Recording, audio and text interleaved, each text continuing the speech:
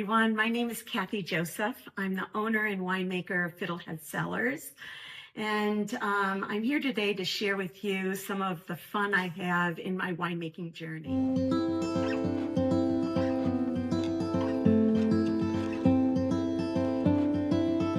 At the time when I was in grad school, there was a lot of talk about clones.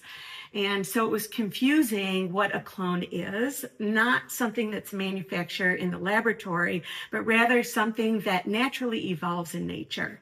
And clones behave differently at different sites. And so it's important to appreciate what they can deliver to your wine. And in my case, to create the blended wine that I make called 728. 728 is made at my Fiddlesticks Vineyard on Santa Rosa Road, and it's located exactly at mile marker 7.28, which is the spot that has the character that I'm trying to demonstrate in my wines, to take advantage of, because it's so exciting.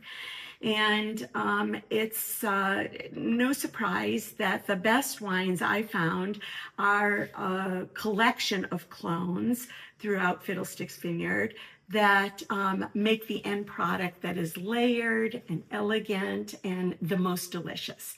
So I created a mini tasting of 9 wines, 3 vintages, where I start with a single clone and then build up to have a second clone added and a third clone, so that you can get a little hint of the parts of the recipe that makes 728 delicious. Each one of these wines are special in themselves, but it's an event that I would hope that you would share with friends and family to get insight into the fun and also the details of the winemaking choices that I'm faced with.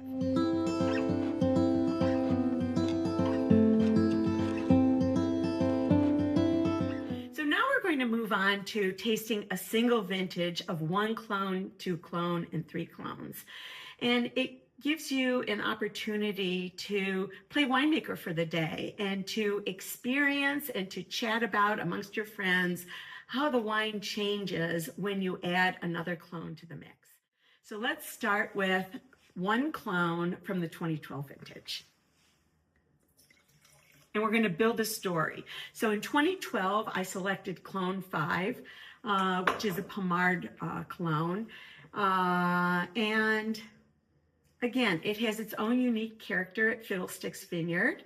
It tends to be a little bit more robust than clone 4, another Pommard clone, but it adds sense of history. Santa Barbara County was based on Pommard clones, and I didn't want to lose the success of the history that made this such an exciting wine region. So you need to go through the process of thinking about what the flavors and aromas are in this wine. It's super exciting for me, and it's difficult to be articulate. And for those that just want to say, I like it, who knows why, that works for me as well. So I get multi-dimension in this single clone, but the whole vineyard, I never know which clone is going to perform the best. And so I wouldn't want to plant Fiddlesticks as all clone 5. I want to give myself opportunity to add layers and dimension to the wine. So this is one piece of the puzzle that I have been fond of over the years.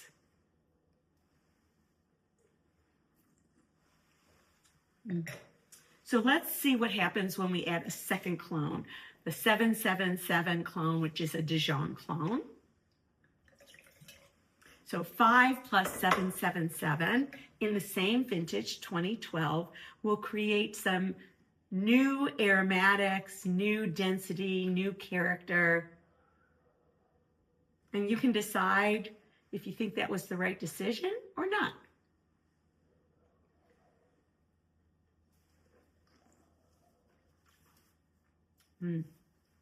I get some sweetness in the finish of the palate. I really like the flavor of the fruit, and there's still this elevated zinginess at the finish of the wine.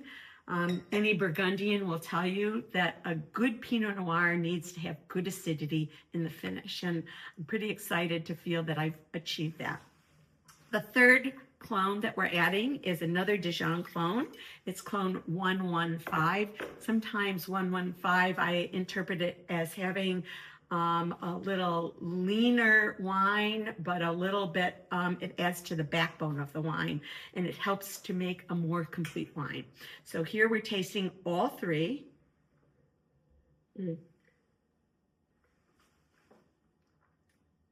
This wine has a little earthiness in a very pleasurable way.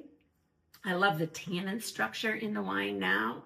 And remember, this all leads up to how am I going to make the most exciting wine out of the vineyard, which I label as 728, named after that mile marker so that it reflects how all these clones perform in the vineyard.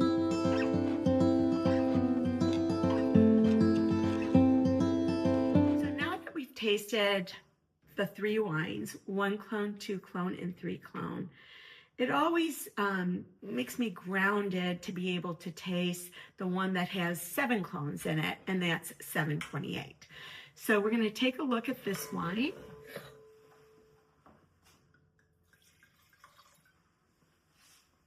And remember, these are all very small bottlings. It's maybe 3 barrels each. So I held back some of this wine so I could offer this special bundle. And it's really exciting to see how these wines evolve over time, even if you've tasted 1 or 2 of them a few years ago. It's worth the re-look at what this cross-tasting has to offer. So this is 728, 7 clones. Has some really exciting expansiveness to it. But again, it's not meant to be a huge wine. It's meant to be an elegant wine, a wine that goes with a whole diversity of foods. It goes with fish, it goes with grilled foods, it goes with salads. I mean, seriously, the diversity of flavor in this wine is one of the more versatile wines you will find.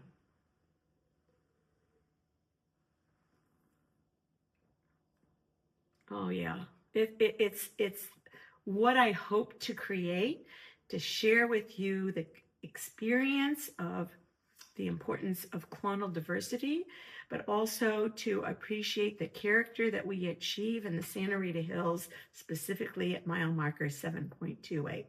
So have fun with this, invite your friends, and cheers to you all.